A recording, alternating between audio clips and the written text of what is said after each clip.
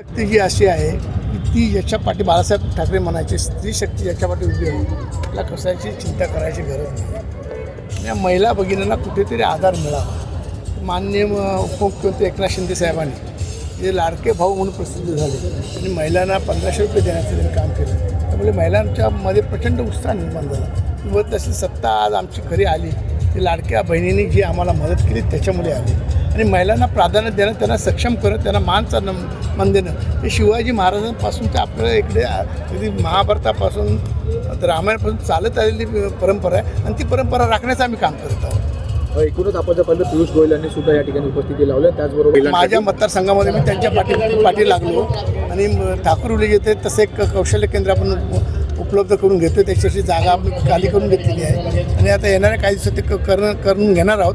त्यामुळे महिलांना तिथे चांगलं प्रशिक्षण दिलं जाईल आणि त्याच्यातून जी तरुण पिढी आहे ती घडवण्याचं काम आम्ही करणार आहोत.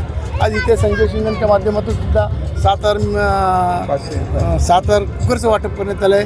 त्याच्यापूर्वी म्हणजे आम्ही महिलांसाठी वेगवेगळ्या आमचं गरीब वर्ग इथे राहतो, जास्तीत जास्त राहतो, झोपडपट्टीत राहतो. त्यांना छोट्या छोट्या गरजेची नेहमी आवश्यकता भागते आणि ती आवश्यकता पुरी करण्याचं काम आम्ही करत आहोत. त्याबद्दल आम्हाला समाधान आहे. तुम्ही 2 मोठं काम केलं, आता एक इथे आता साहेब आणखीन आमच्या काही हजारो महिला देवदर्शनासाठी 2 वाड्याच्या गेलेल्या आहेत. प्रत्येक वाडामध्ये आमची अशी चांगली ताकद आहे त्यामुळे आज आम्ही इथे स्थिरावर आहोत.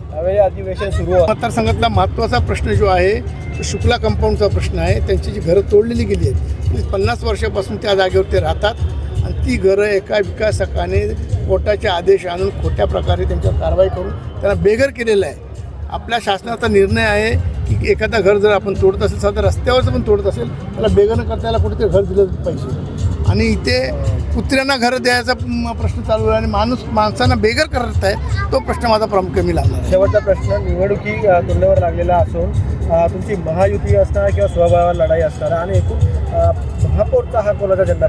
आमची महायुती असणार आणि महायुतीचाच महापौर असेल याची मला खात्री. आज आमच्या विभागाचे विभाग प्रमुख आणि गोरगरिबांचे आमदार प्रकाशदादा सुर्वे यांच्या आदेशानुसार या विभागात महिलांकरता प्रेशर कुकर वाटप करण्यासाठी बोलले होते आणि त्यांनी जे बोललं त्यांनी आम्हाला सांगितलं की नगरसेवक नात्यानं तुम्हाला करायचं आहे. त्या हिशोबानं आम्ही आज या ठिकाणी कार्यक्रम आयोजित केला. या कार्यक्रमासाठी केंद्रीय मंत्री पियुष गोयल साहेब आले होते आणि आमच्या गोरगरिबांचे आमदार प्रकाशदादा सुर्वे आले आणि जवळजवळ आज या ठिकाणी 3,500 महिला जमा झालेल्या आहेत. त्या 3,500 महिलांना देतोय.